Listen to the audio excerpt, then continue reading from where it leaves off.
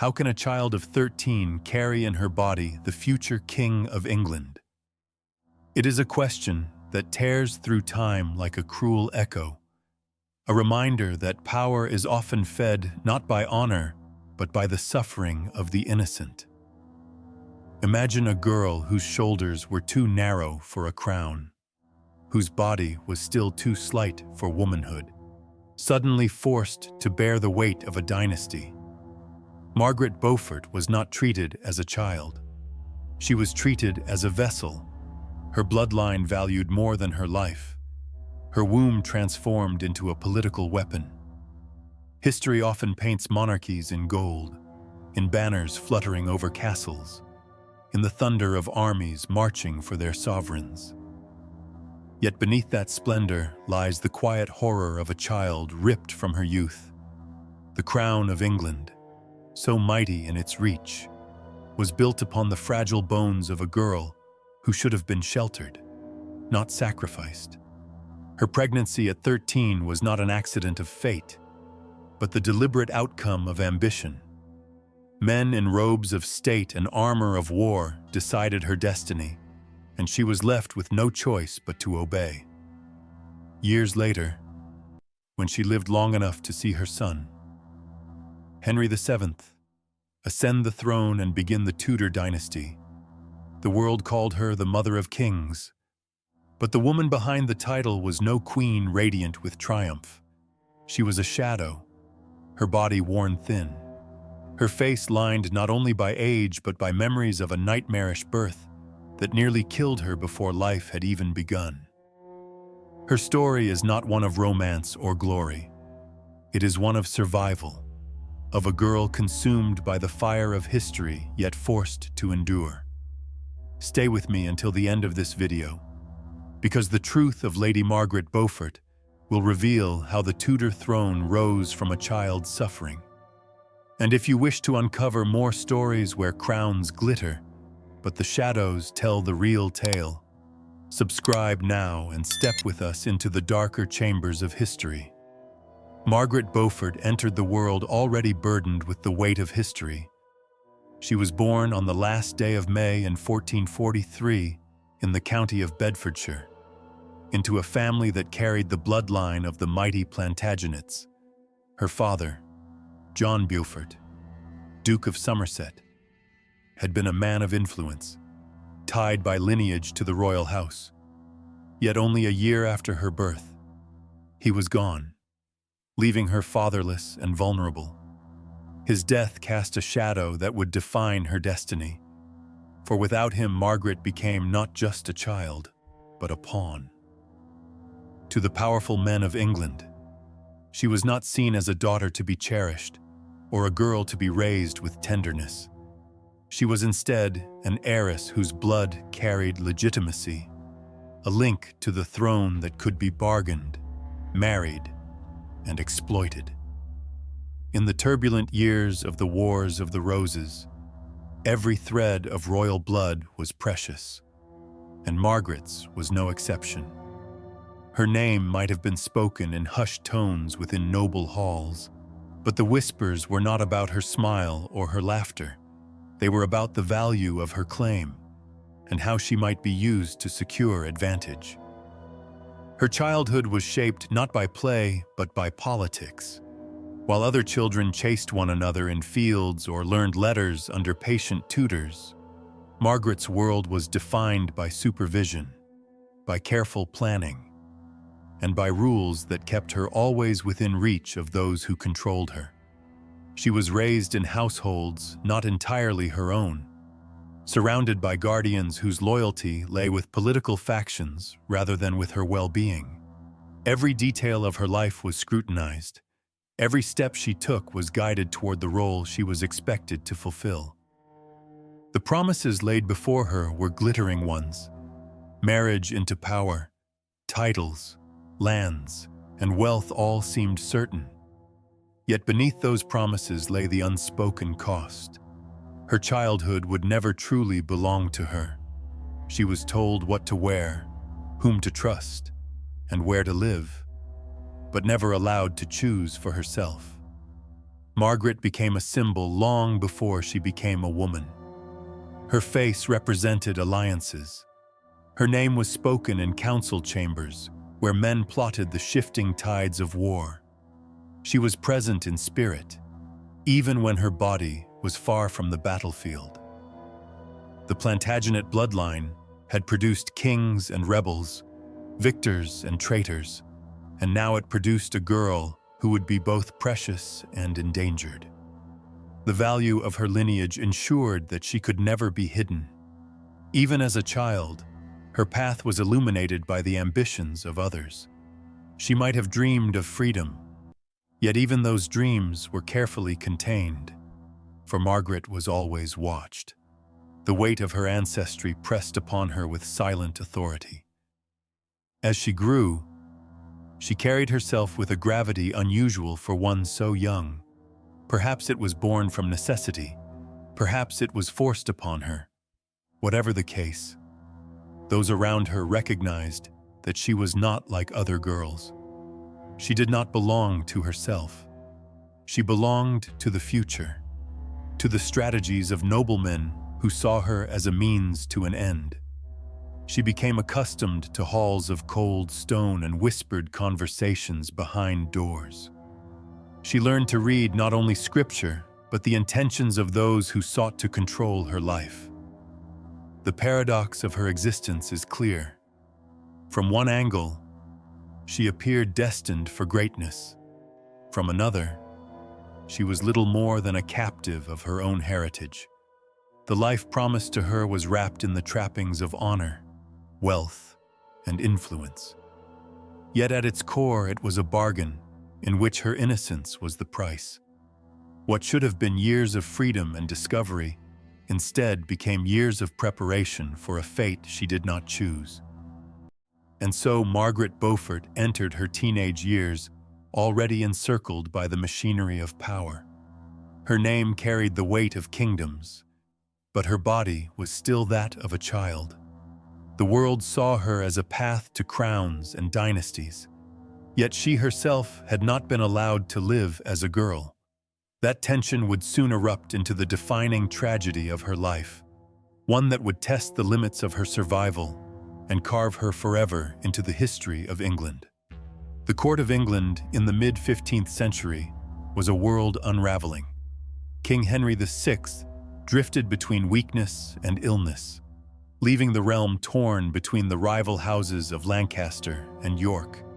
It was a time when the outcome of battles could topple kings, when alliances mattered as much as armies, and when every thread of royal blood became a weapon.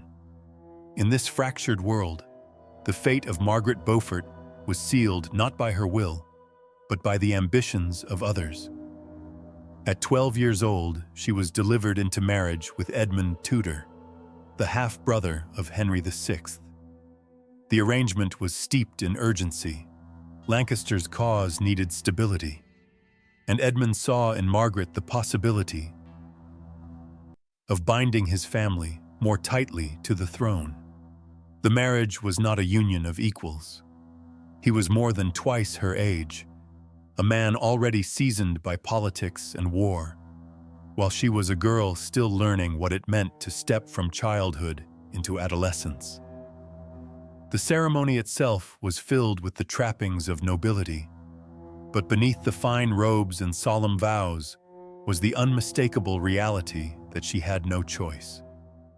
England beyond the chapel doors was collapsing into conflict. The Wars of the Roses brought violence to fields and towns, and families aligned themselves desperately with one side or the other. Margaret's marriage was just another move in this deadly game, another attempt to secure influence before fortune shifted again.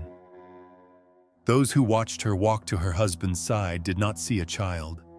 They saw the promise of heirs, a future that could one day decide who wore the crown. Not long after, the truth of what had been forced upon her became evident.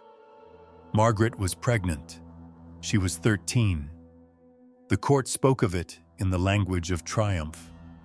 A child was expected, and with it the hope of extending the Tudor claim. Yet within the halls where men celebrated, a quieter and darker story was unfolding.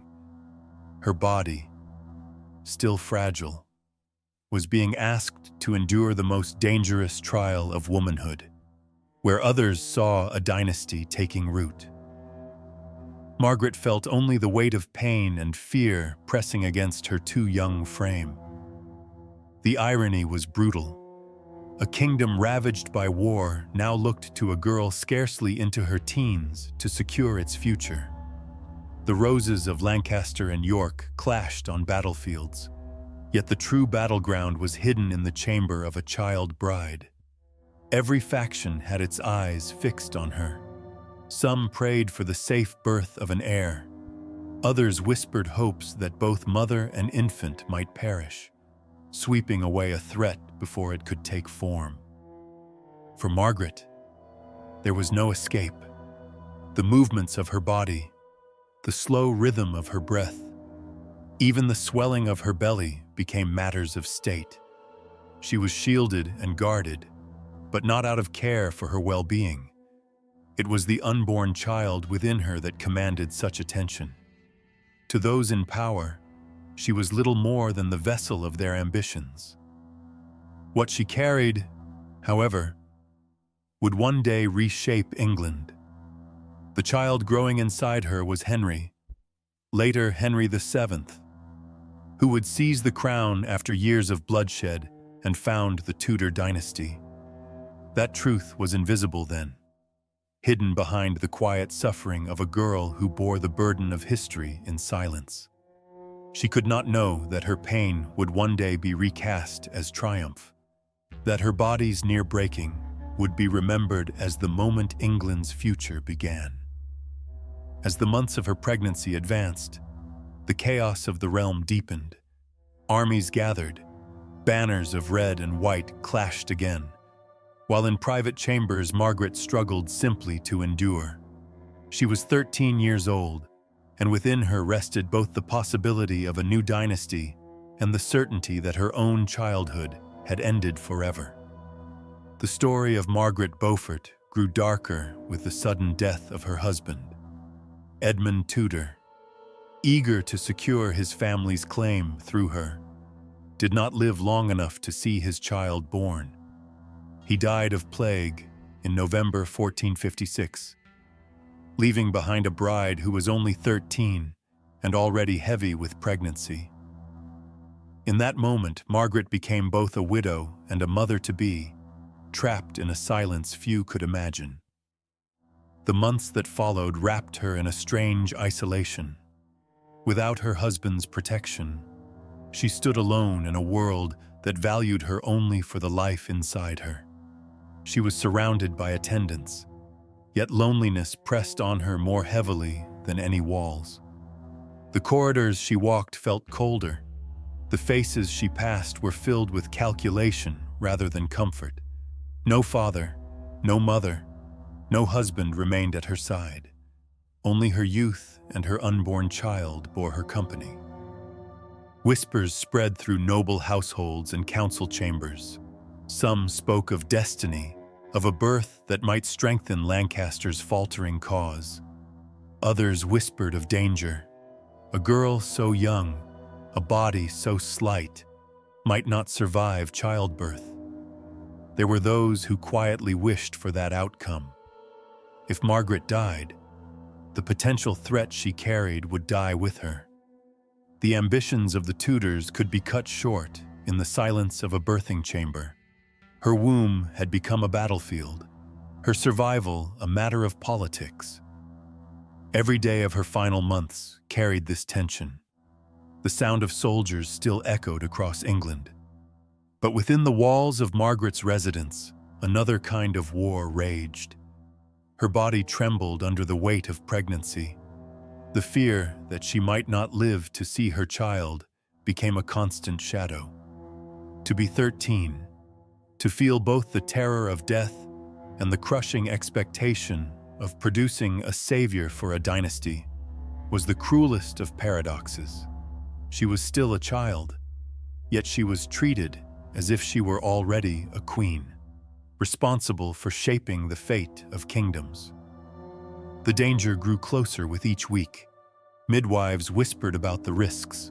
Servants lowered their voices when she entered a room. Every glance carried a question that no one dared to ask aloud. Would she live long enough to bring the child into the world? Or would both perish? Remembered only as a footnote in a war that consumed countless lives, Margaret herself must have sensed the knife edge on which she stood. There was no promise of safety, no certainty that she would emerge from labor alive. It was here, in this time of widowhood and solitude, that the full cruelty of her situation revealed itself. She was powerless to change her fate, powerless even to protect her own life. Yet all of England's eyes were upon her, waiting to see if she would give them a king. The great machinery of politics ground forward, indifferent to her age, indifferent to her suffering. What mattered was not Margaret the girl, but the fragile hope of the dynasty that lived inside her. And so, as the final days of her pregnancy approached, the tension in her chambers grew unbearable. She carried within her the possibility of a crown. Yet she herself walked daily in the shadow of death. For Margaret Beaufort, the irony was merciless. She had been chosen to safeguard the throne of England, even as her own life remained perilously uncertain. The final weeks of Margaret Beaufort's pregnancy pressed her to the edge of endurance. Her body, still not yet fully grown, strained beneath the weight it was forced to carry. When the day of labor arrived in January 1457, the young widow of 13 entered her chamber, not as a child, but as a vessel that all of England awaited.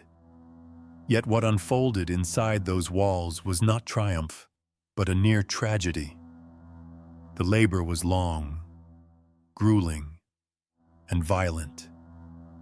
Margaret's frame was too slight, her hips too narrow, her strength far too fragile for what was being demanded of her. Hours stretched into a torment that seemed endless. Midwives struggled to save both mother and child as the girl's screams tore through the air. Her small body was racked with pain, every muscle pulled to breaking, every nerve burning under the force of childbirth.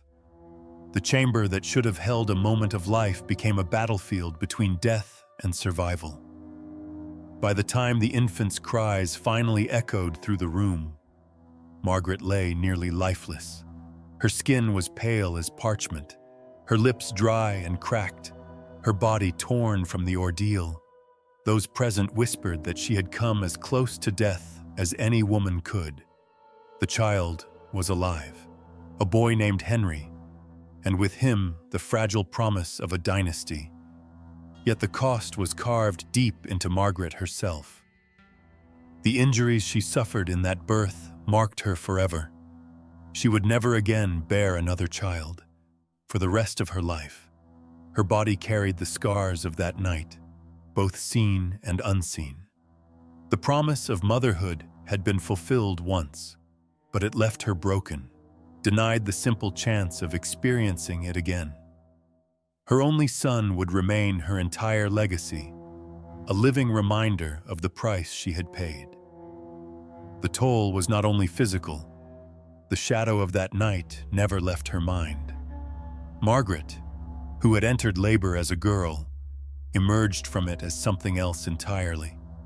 She was no longer the innocent child promised in marriage alliances. She had aged decades in a single night.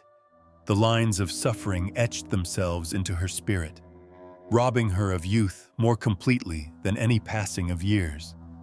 Those who later looked upon her face would see not the brightness of girlhood, but the severity of a woman shaped by agony too soon. In the quiet aftermath, as she lay weak in her chamber, she must have felt both relief and terror.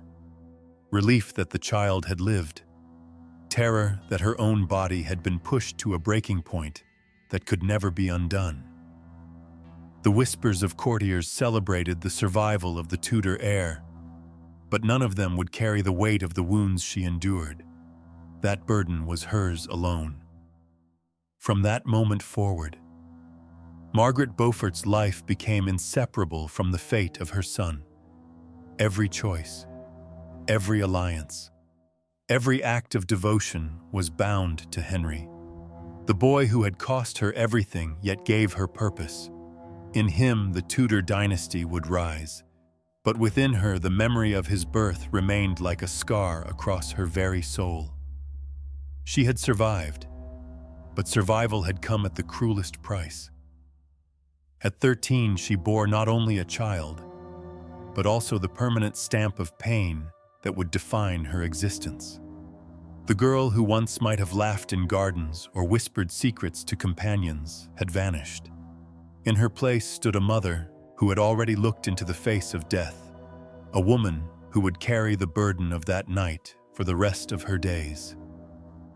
The years carried Margaret Beaufort from a fragile girl to one of the most powerful women in England. Yet the shadow of her first labor never left her.